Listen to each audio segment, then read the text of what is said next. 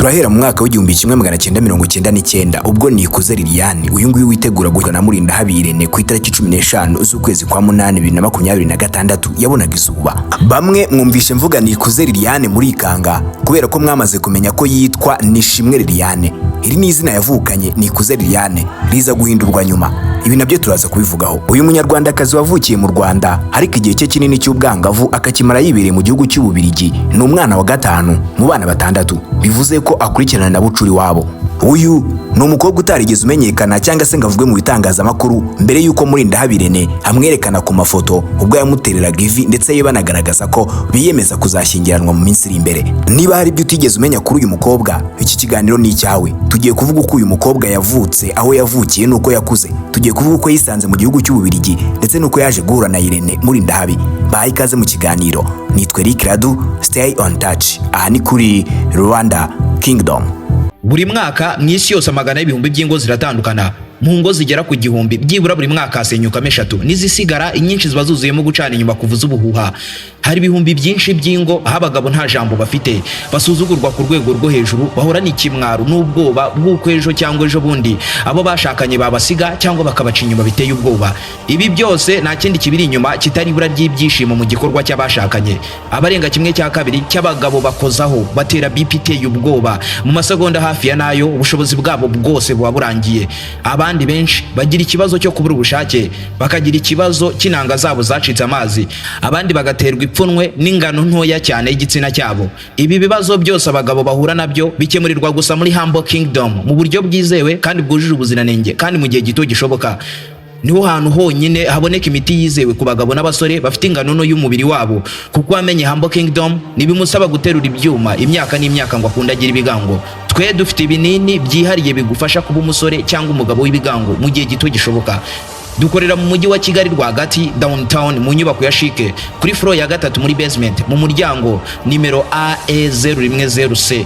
Twandikire cyangwa uduhamagare kuri nimero yacu uri kubona muri screen yawe akakanya.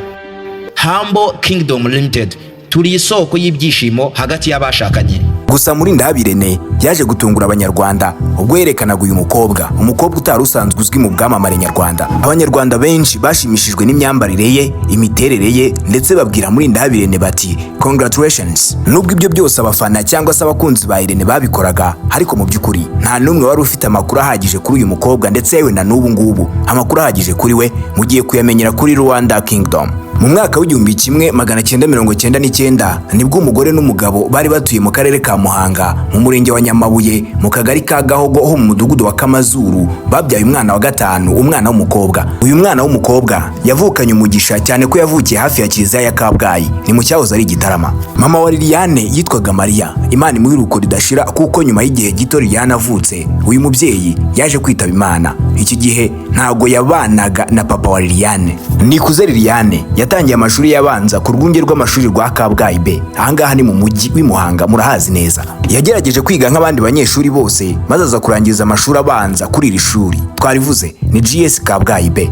Gusa amakuru dukesha bamwe mu banyeshuri biganye bavuga ko uyu Liliane mu ishuri hatari umunyeshuri w'umuhanga cyane, icyakora ngo yarageragezaga. Nyuma y'uko arangije amashuri abanza, uyu mukobwa yakomeje n'ubundi agerageza kwiga amashuri yisumbuye. Yahise ajya ku rindi shuri atangira muri O Level Senior 1 aho bita Cité Nazareth Mbare riri mu murenge wa Shyogwe ho muri aka karere ka Muhanga. Iyi Cité Nazareth Mbare yayizemo kugeza igihe yayiviriyemo ajya kwiga imyuga aho bita Impanda n'ubundi muri aka gace. Igihe uyu mukobwa yageragezaga igishoboka cyose ngo abashe kwiga neza, yari afite umwe mu miryango ye mukuru we wari waramaze gushaka umugabo w'umunyarwanda, ariko barimukiye mu gihugu cy'Ububirigi. Cyane ko uyu mukobwa n'ubundi yari abayeho nk'imfubyi, byatumye mu mwaka wa 2017 bamuhamagara ngo abasange mu Bubirigi, maze afata rutemikirere yerekeza mu gihugu cy'Ububirigi. Mukuru wa Liliane witwa Chantal wari utuye mu gihugu cy'Ububirigi, ni uyu Liliane yari agiye asanga mu gihugu cy'Ububirigi ngo ubuzima bubashe gukomeza. Ubwo ababyeyi bamubyaraga nabivuze bamwise Nikuze Liliane, gusa nyuma binyuze mu bushake bwe Nikuze yifuza kurihindura yiyita Nishimwe. Nishimwe Liliane yagiye mu Bubirigi ari umwangavu. Ubu tuvugana hari kumara y'imyaka ikabakaba 9 cyane ko yagiye muri 2017. N'ubibara nawe urahita ubyumva. Aha ni naho yahuriye na Murindahabi Irene. Ubwo yageraga mu Bubiligi, uyu muryango we waramufashije, bamwigisha gushaka amafaranga. Yagiye akora imirimo itandukanye ariko imuhesha amafaranga mu buryo bw'ibanga, nanjye ntazi. Igihe ba nyir'ubwite batarabitwibwirira nibwo buryo bahuyemo. Ubwo ndavuga Irene ndetse n'uyu mukobwa. Dore ngibyo bya Ishimwe Liliane wahuye na Kasha Makokero Morodekayi ku itariki 15 z'ukwa munani. Dufite ubukwe. Ndabashimiye, njye nitwa Eric Radu. Mwakoze gukurikirana kino kiganiro, ni mukande like, mukore subscribe kugira mujye mubana natwe mu bindi biganiro. Imana ibahe umugisha.